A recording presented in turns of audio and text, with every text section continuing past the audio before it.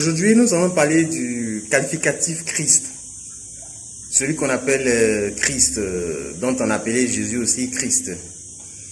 Alors, ce qualificatif Christ n'est pas le nom de quelqu'un comme tous les frères chrétiens pourraient le constater ou bien pourraient croire. Ce n'est pas le nom de quelqu'un, c'est plutôt un qualificatif qui signifie celui qui a transcendé sa dualité, celui qui est au-delà de l'intellect, celui qui n'est plus dans l'intellect, qui n'est plus comme le commun des mortels, mais celui qui est au-delà du commun des mortels. C'est celui-là qu'on appelle Christ. Et les Christ, il y en a plusieurs. Il y en a eu, il y en a toujours aujourd'hui, et il y en aura encore plusieurs dans les années à venir. Donc, celui que les frères chrétiens appellent généralement Christ, c'est tout simplement le terme ou l'adjectif qu'on a donné à quelqu'un qui a su transcender sa dualité, qui est allé au-delà de, qu'on appelle ses cinq sens physiques, qui est au-delà qui est dans une autre dimension.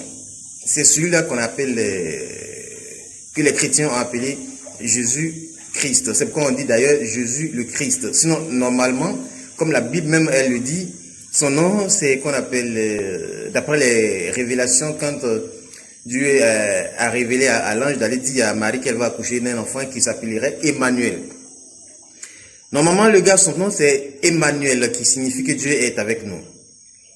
Et encore, bon, plus tard dans la Bible, ils l'ont appelé Jésus.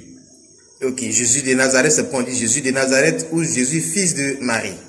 Et à partir du moment qu'il a reçu son baptême de la part de Jean, et comme la Bible même, elle décrit également, qui dit que dès cet instant, il a vu qu'on appelle la colombe descendre du ciel et se poser sur lui. Bon, quelque chose comme ça, j'interprète comme ça. Qui veut dire que c'est à partir de cet instant que l'Esprit Saint est descendu sur lui. Et c'est à partir de cet instant qu'on appelle Christ. Donc, il devient Jésus, le Christ, ou qu'on appelle Jésus-Christ. C'est pourquoi on peut dire le Christ. Le Christ, ça veut dire Jésus, l'illuminé. Jésus, celui qui a su transcender sa dualité. Jésus, celui qui est éclairé. C'est dans le même contexte que celui qu'on appelle Bouddha aujourd'hui, et qui, à l'origine, n'est pas son nom. À l'origine, son nom, c'est Siddhartha Gautama. Mais ce monsieur a su transcender sa dualité et aller au-delà de ses cinq sens. Et il a été illuminé, il a été éclairé.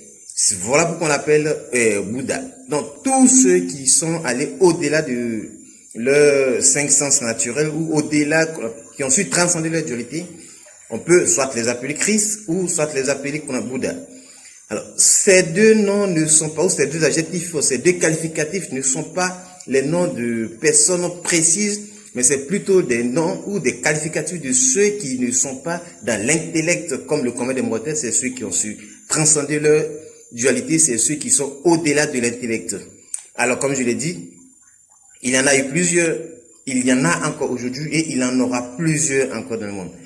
Donc, on peut aider quelqu'un à atteindre ce niveau.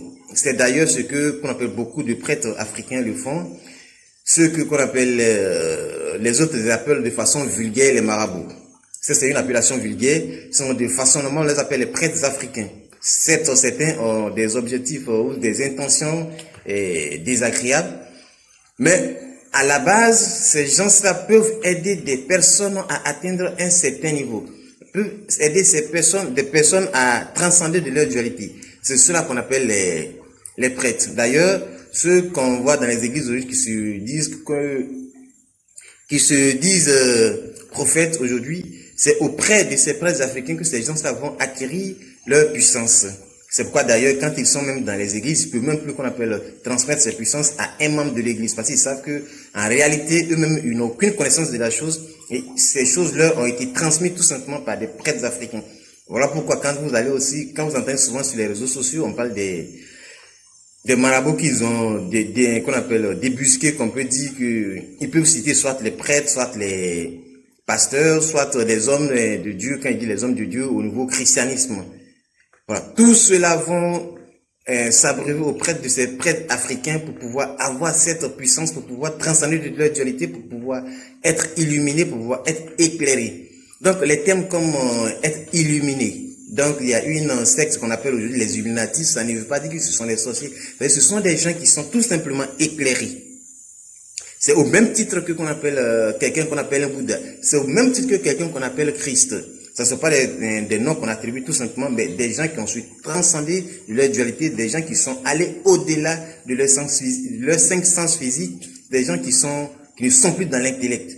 C'est de cela que je voulais vous parler aujourd'hui. Merci de m'avoir écouté. Et si vous n'êtes pas encore abonné à la page, abonnez-vous. Et merci. Au tep.